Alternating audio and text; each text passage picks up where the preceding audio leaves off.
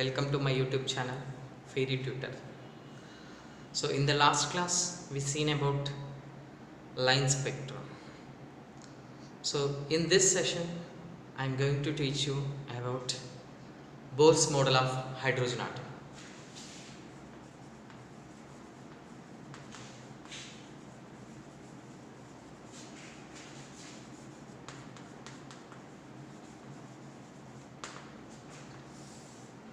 Bohr's model of hydrogen atom.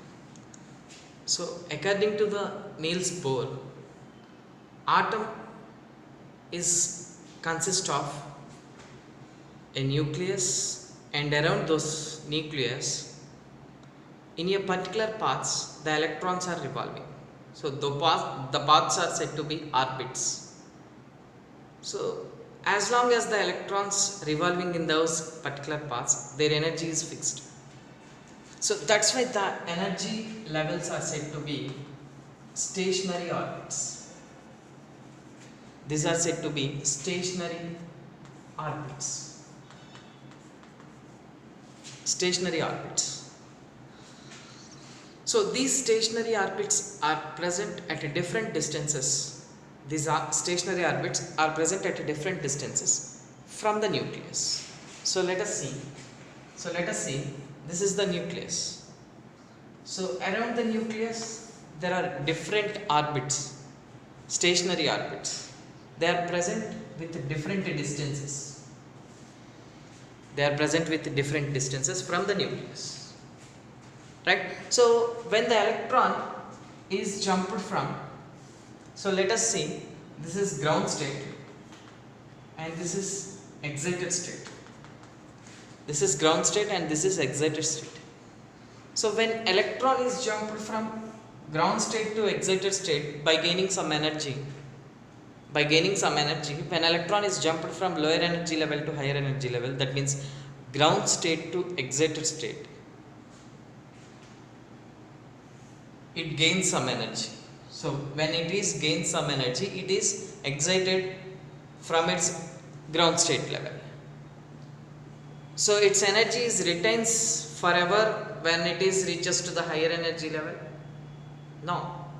It again loses its energy and returns to the ground state, and the energy is emitted in the form of electromagnetic radiation. The energy is emitted when the electron is returns to the ground level. Its energy is emitted in the form of electromagnetic radiation. So when this electromagnetic radiation's wavelength is in the visible region, it is said to be emission spectrum. Emission spectrum. When the electromagnetic energy's wavelength is in the visible region, what is the visible region? 400 nanometers to 700 nanometers. So this electromagnetic radiation is in the visible region, so it is emission spectrum. So actually the energies of electrons in an atom when they are in particular orbits, so they have some values like E1, E2, E3 and so on. So these type of values are consist when the electrons are present at particular orbits. So the energies regarding to the energy levels, the energies of these states are said to be stationary states. Stationary energy levels. Stationary energy levels are stationary states. So when electron is jumped from lower energy level to higher energy level, it gains some energy, it absorbs the energy. So it emits the energy when the electron is returns to the higher energy level to lower energy level. So in this way Bohr's model is explained all the line spectra of hydrogen atom. So it is the successful model to explain the hydrogen line spectrum. But when we are observed this line spectra of hydrogen through a high resolution spectroscope, so there a group of fine lines are observed. a group of fine lines are observed. So those fine lines are not explained by the Niels Bohr. So that's why Bohr's model is failed to explain the fine spectra. That means splitting of spectral lines is said to be fine spectra. So he could not explain that. So that's why Bohr's model failed. So after that, an account of splitting of line spectra or spectral lines. To explain this, Sommerfeld. So the scientist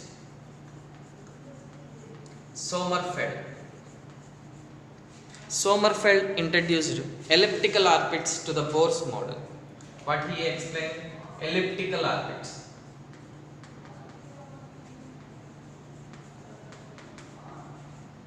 Elliptical orbits are introduced by Sommerfeld to overcome the defect of Bohr's model. So let us see how he was explained by introducing the elliptical orbits to the Bohr's model.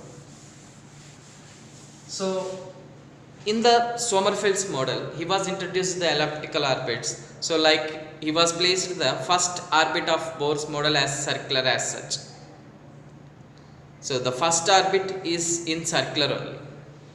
And for the second orbit, so first orbit is this is first orbit. It is in circular form only. So let us, if it is second orbit of Bohr's model, to this he was added one elliptical orbit, and the nucleus of this atom is present as one of the principal foci for the elliptical orbit. The nucleus is present as one of the principal foci to this elliptical orbit. And to the third orbit of Bohr's model, he was introduced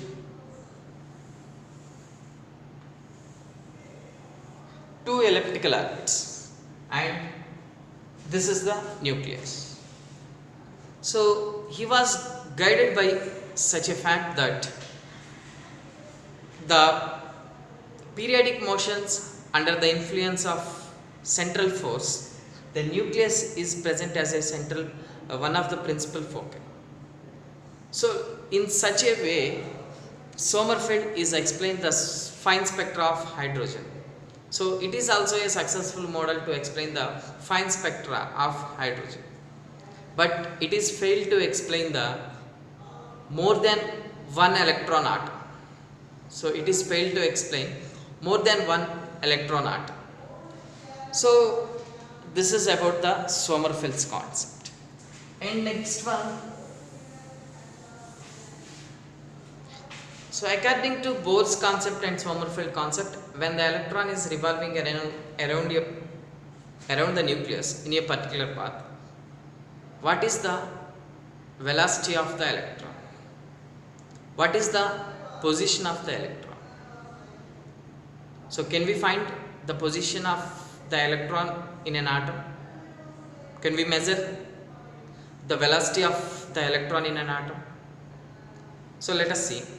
Actually, when you are entered into a dark room, to find any articles, we use a torchlight. Yes or no? To find the articles in a dark room, so definitely we need some light. So in the same way, electrons are very small, so they are not visible to our naked eyes. So that's why we definitely have to use some light which have shorter wavelength. So when we are introduced that shorter wavelength of light to the atom, it causes the disturbance to the motion of electron in that path. So that particular wavelength of light, it causes the disturbance of motion of the electron.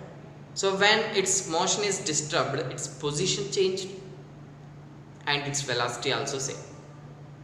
So that's why simultaneously we cannot measure the position, we cannot find the position and velocity accurately. So by this we can say that the atom does not have a definite boundary. The atom does not have a definite boundary. So if atom does not have a definite boundary, where the electrons are present? Atom does not have a definite boundary, so there is no orbits, then where the electrons are present? To explain this, quantum mechanical model.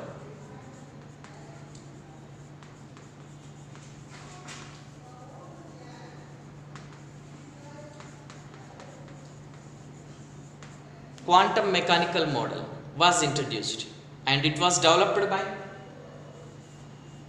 Erwin Schrödinger.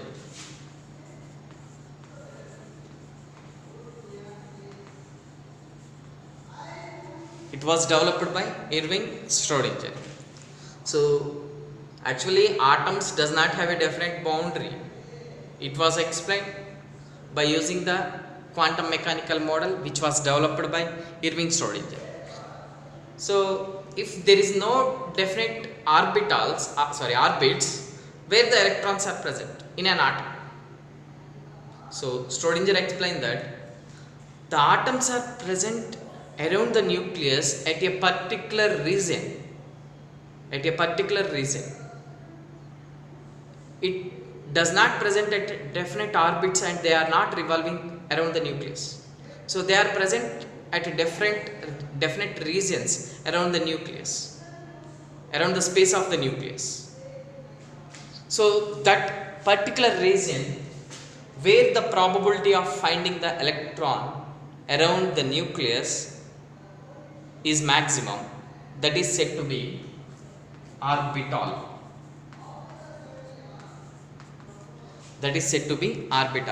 Orbital is nothing but where the probability of finding the electron is maximum around the nucleus is said to be orbital. So there we can find the electron in the space around the nucleus. So that particular space is said to be orbital. So that means around the nucleus there are few spaces are there, so to find the electrons. So this is about the Erwin Schrödinger's model and Bohr's and Sommerfeld's model. In the next class we will meet with quantum numbers. So up to then,